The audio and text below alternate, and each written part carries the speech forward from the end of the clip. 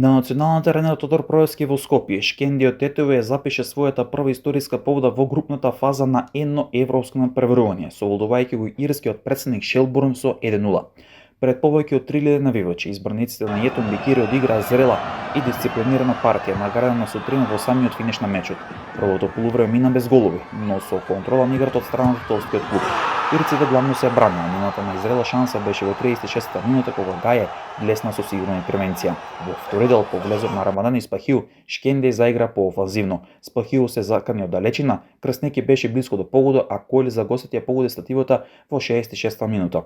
Но среќата беше на страната на македонскиот првак. Во судиското продолжение по изведен корнер од левата страна, Роналдо Вебстер упати удара топката по несретна интервенција на Патрик Берет заврши во соседната мрежа за делириум на трибините историско славе за Шкендија. Со овој триумф тимот од Тетоа не само што ги освои првите бодови во групата, туку и ја збогати својата каса за дополнителни 400.000 евра награда од УЕФА. Шкендија досега има заработено над 3,1 милион евра за само за пласманот во групната фаза, рекордна бројка во историјата на македонскиот клупски фудбал.